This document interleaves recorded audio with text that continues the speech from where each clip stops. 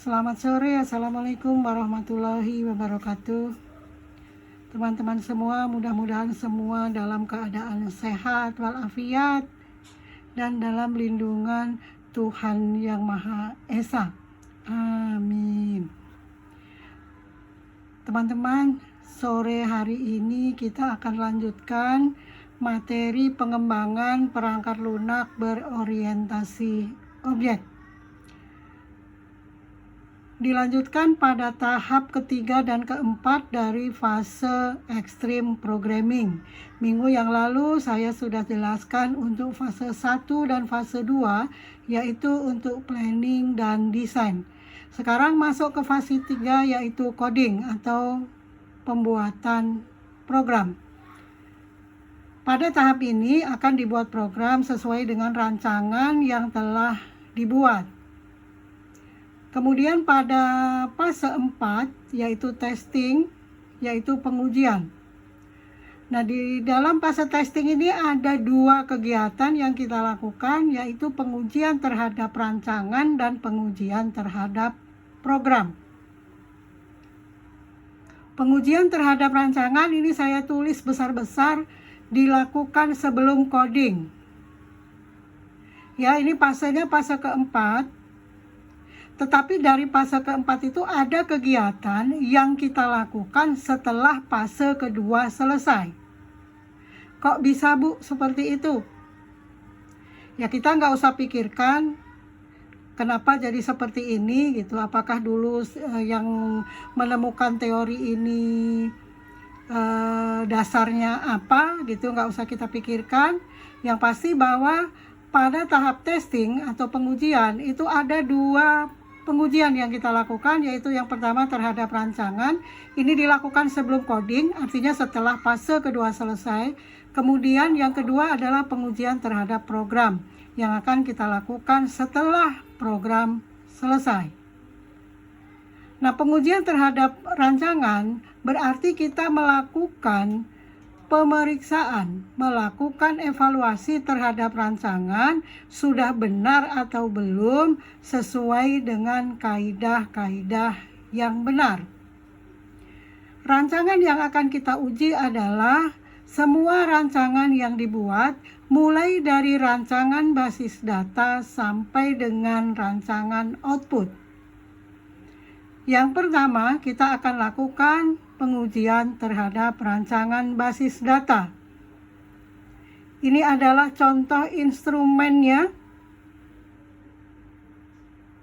Ada 6 item yang akan kita lakukan. Nah, di dalam melakukan pengujian, maka jenis kuesioner yang kita buat itu adalah kuesioner tertutup. Artinya, jawaban yang harus dipilih oleh atau jawaban yang sesuai dengan hasil pengujian itu sudah ditentukan. Jadi, siapapun yang melakukan pengujian tidak boleh berargumen sendiri. Contohnya di sini pilihan jawabannya adalah ya atau tidak. Ya atau tidak berarti salah satu, tidak mungkin ada jawaban dua-duanya. Kenapa harus kita buat secara tertutup? Karena kalau kita buat secara terbuka sehingga yang melakukan pengujian ini bisa memberikan masukan atau argumen seluas-luasnya, itu justru akan membuat bingung atau akan membuat salah kaprah dari rancangan yang sudah dibuat. Kenapa? Biasanya orang membuat rancangan itu sudah melalui tahap interview, tahap wawancara dengan siapa yang akan menggunakan nantinya. Jadi di sini jenis kuesionernya adalah kuesioner tertutup. Nah, lebih luas lagi nanti dipelajari di MP. Apa itu kuesioner tertutup, terbuka, semi tertutup, dan semi terbuka. Nah, yang pertama, kita lakukan pengujian terhadap rancangan basis data. Berarti kita akan melakukan pengujian terhadap hal-hal yang pokok yang harus ada di dalam setiap rancangan basis data. Yang pertama, terdapat primary key di setiap tabel. Nah, kita lihat Apakah dari tabel yang kita buat itu semua sudah punya primary key? Jika iya, maka jawabannya iya. Oh ya, saya lupa sebelum saya lanjutkan. Biasanya yang melakukan pengujian itu adalah orang lain selain yang membuat rancangan. Jadi bukan yang merancang. Orang lain yang tidak ikut membuat rancangan. Nah, teman-teman, supaya lebih enak sambil mendengarkan penjelasan saya, teman-teman bawa rancangan basis data yang sudah dibuat. Jadi lebih baik di print dulu, kemudian sambil dilihat. Nah, saya ulangi lagi. Pertama, terdapat primary key di setiap tabel. Jika semuanya sudah ada dan benar, maka conteng. Caranya dikasih conteng di kolom iya. Derajat relasi antar tabel sudah benar semua. Dan seterusnya. Jika semuanya sudah terpenuhi, berarti yang terconteng semua di kolom iya. Jika tidak ada, atau ada yang tidak terpenuhi, berarti diconteng di kolom tidak. Nah, pasti teman-teman juga, aduh Bu, bingung memeriksanya gitu. Karena apa? Tidak semua memahami kaidah basis data. Jadi kita itu kan bisa menentukan ini benar atau salah karena kita tahu yang mana yang benar. Nah, kalau teman-teman nggak tahu kaidah basis data yang benar seperti apa, maka tentu akan menjadi kebingungan juga untuk melakukan pemeriksaan. Nah, ini anggap aja bahwa teman-teman itu sudah bisa semua gitu ya. Anggap aja teman-teman bisa semua sehingga bisa melakukan pengujian.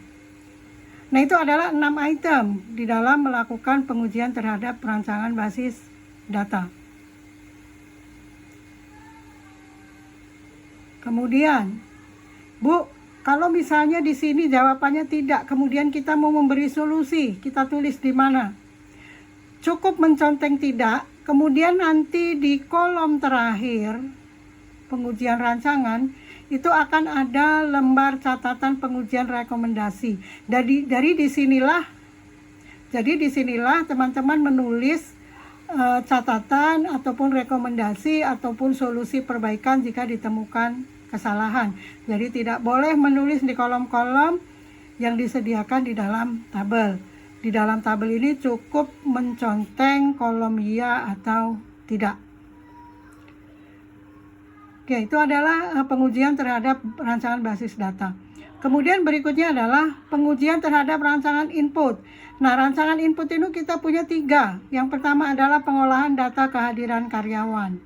Apa kaidahnya? Terdapat judul, terdapat identitas, space atau ruang input dibuat panjang pendek sesuai dengan yang dipesan di dalam rancangan basis data. Kemudian ada fasilitas akses, bahasa yang digunakan mudah dipahami oleh pengguna. Itu 2 minggu yang lalu pernah saya jelaskan di kelas. Ini sama, kaidahnya juga menconteng iya atau tidak. Jika ada yang jawabannya tidak, kemudian rekomendasinya ada diletakkan di kolom bawah, di lembar rekomendasi. Kemudian untuk pengolahan data golongan, ini sama persis dengan pengolahan data kehadiran karyawan instrumennya. Bu, kalau saya mau menambahkan yang menurut saya perlu, boleh nggak? Boleh, ini hanya contoh. Kemudian pengujian terhadap rancangan transaksi penggajian. Nah, ini berbeda dengan 2 input sebelumnya. Kenapa? Karena di sini ada beberapa yang harus disediakan. Oh, mohon maaf, ini masih sama. Yang berbeda di algoritma nanti. Oh ya, maaf. Yang untuk rancangan input 3-3-nya masih sama persis karena kaidah input adalah sama. Nanti yang berbeda itu di algoritma, mohon maaf, keliru saya. Jadi saya ulangi lagi, instrumen pengujian terhadap rancangan input, baik kehadiran karyawan, golongan maupun transaksi penggajian, instrumennya sama persis. Kemudian yang kelima itu adalah pengujian terhadap rancangan output, slip gaji. yang kita uji adalah sama juga dengan rancangan input, yaitu kaidah-kaidah yang harus ada di dalam output. Yang pertama, terdapat judul pada rancangan. Yang kedua, identitas organisasi. Yang ketiga, isi atau informasi sudah sesuai dengan judul atau relevan dengan judul. Atau sebaliknya, diperiksa apakah judulnya relevan dengan isinya. Contoh, misalnya judulnya adalah slip gaji, maka isi fil-filnya itu adalah yang berkaitan dengan gaji. Kalau yang lain, maka itu menjadi tidak relevan. Contoh, judulnya slip gaji, tetapi isinya adalah data barang-barang yang dibeli. Nah, itu tidak relevan. Kemudian, terdapat keterangan tempat dan waktu dibuatnya output. Slip gaji itu dibuat di mana? Apakah di Bandar Lampung? Waktu ditunjukkan oleh tanggal, bulan, dan tahun. Kemudian terdapat identitas pembuat. Yang buat siapa? Misalnya bendahara atau bagian penggajian. Kenapa ini menjadi penting? Karena pada saat nanti diaudit dan terdapat kekeliruan, maka pembuat slip lah yang akan bertanggung jawab. Kemudian terhadap identitas penerima output. Siapa yang menerima output? Kemudian terakhir sama dengan rancangan input, yaitu bahasa. Kemudian yang keenam adalah pengujian terhadap rancangan output laporan penggajian. Sama seperti slip gaji, sama persis. Kemudian yang ketujuh adalah pengujian terhadap algoritma, berarti activity diagram. Karena ada 4 activity diagram, maka ada 4 tabel pengujian juga yang kita buat. Pengujian terhadap activity diagram untuk data kehadiran karyawan. Yang kita periksa pertama kali adalah simbol. Pemakaian simbol sudah benar jika iya centang di kolom iya, sama seperti yang sebelumnya. Algoritma instruksi sudah tersusun dengan benar sesuai dengan urutan kegiatan. Algoritma instruksi maksudnya di sini adalah urutan-urutan instruksi yang akan dibuat oleh program itu sudah tersusun dari atas ke bawah secara benar. Jadi tidak boleh misalnya apa? Misalnya yang pertama kali adalah harus menghitung tunjangan. Terus ternyata dibuatnya ngitung gaji total dulu, tunjangannya di bawah. Itu kan algoritmanya bolak-balik. Atau misalnya di sini adalah data kehadiran karyawan. Harusnya dimasukkan NIK dulu, kemudian dimasukkan data karyawan dulu gitu, baru nanti ada kehadirannya berapa. Nah, kalau kita balik kehadirannya berapa baru NIK, ya itu berarti algoritmanya terbolak-balik dan itu tidak boleh.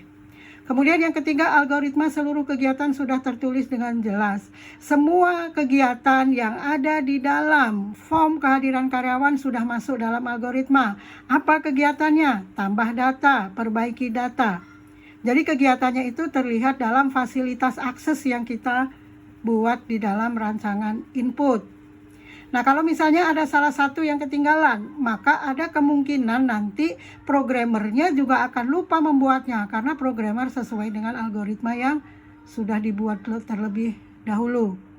Kemudian yang terakhir adalah bahasa yang digunakan.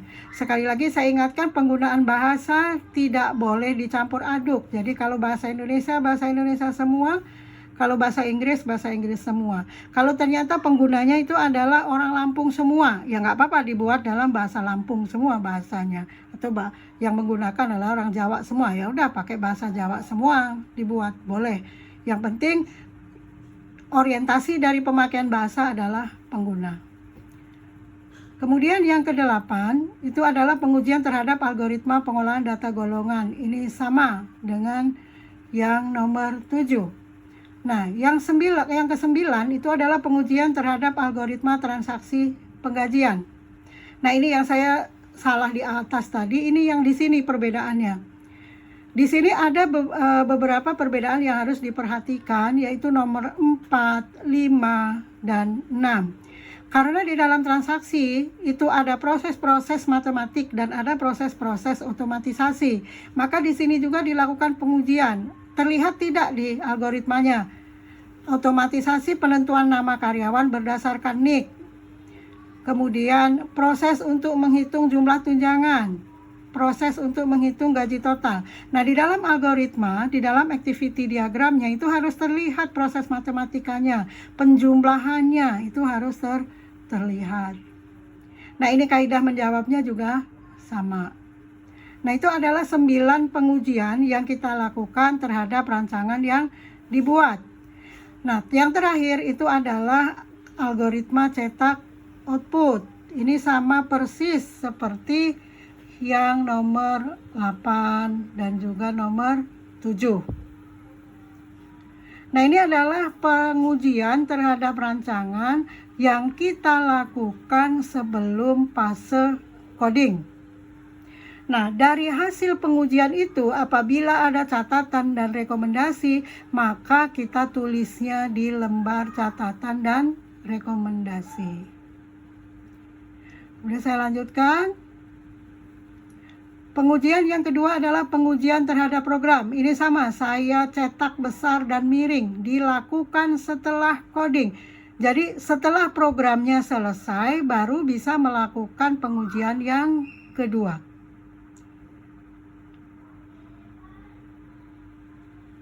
Aplikasi pertama adalah aplikasi kehadiran karyawan. Nah, ini saya kasih bentuk lain kuesioner yang bisa digunakan untuk pengujian. Jadi Bu, saya pakai bentuk yang atas atau yang bawah, terserah, boleh yang atas, boleh yang bawah, mana yang mudah yang kalian bisa. Nggak bisa tapi dua-duanya kayaknya. Ini saya buat, nanti kalau buat tugas apakah mau copy paste, apakah mau diedit, disesuaikan dengan tugasnya masing-masing. Nah, bentuk lain misalnya di sini, di dalam menentukan hasil evaluasi itu ada kondisi benar dan salah yang kita tentukan. Tetapi tetap bahwa yang kita buat bentuknya kuesionernya tidak boleh full terbuka. Nah, ini adalah contoh bentuk kuesioner semi tertutup dan semi terbuka. Artinya ada pilihan jawaban yang sudah kita sediakan, tetapi boleh juga memberi catatan. Nah, catatan hasil pengujian diletakkan di kolom paling kanan. Jadi kalau teman-teman nggak mau ikut yang tadi pertama, bahwa ada lembar tersendiri untuk lembar catatan, maka boleh membuat kolom di sebelah kanan paling akhir dari lembar kuesioner. Nah, di sini misalnya, pertama adalah pengujian terhadap aplikasi kehadiran karyawan. Maka aktivitas pada sistem adalah kita klik aplikasi karyawan. Kemudian di sini kondisi benarnya, kalau aplikasinya benar berarti bisa masuk ke submenu karyawan. Kalau aplikasinya salah, tidak bisa masuk.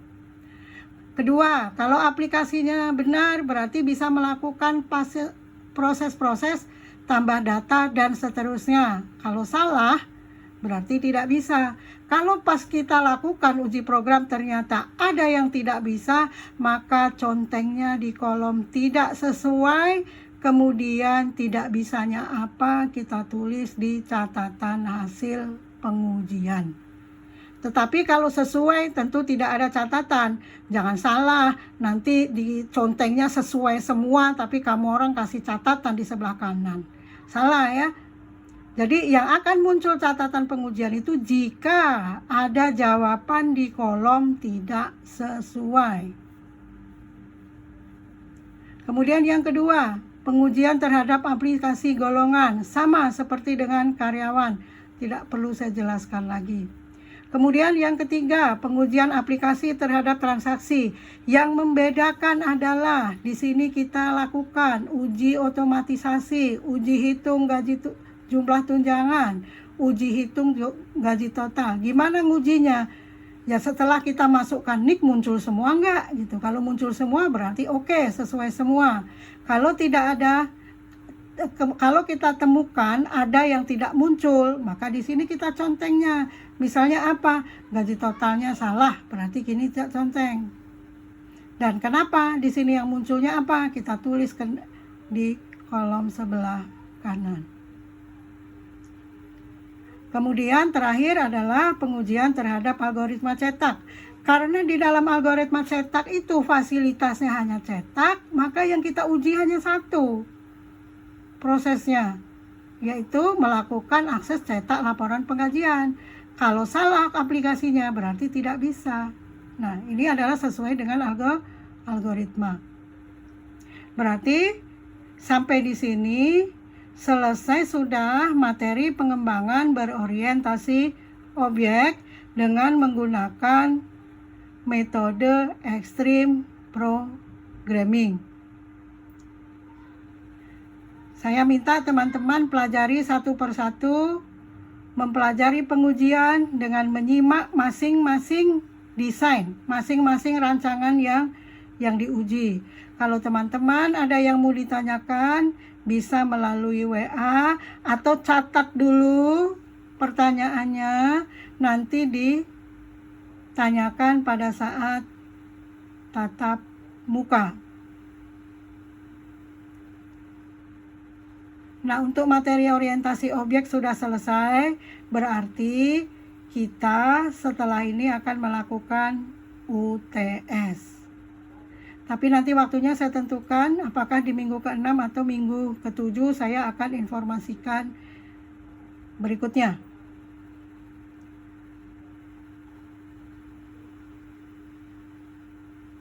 Baiklah teman-teman, sampai di sini materi untuk hari ini. Terima kasih, selamat belajar. Saya tunggu pertanyaan-pertanyaan yang tidak dimengerti. Maksudnya untuk materi yang tidak dimengerti. Jangan tanya yang kalian juga nggak ngerti. Nanti saya juga nggak ngerti masalahnya. Oke, terima kasih. Selamat malam. Wassalamualaikum warahmatullahi wabarakatuh.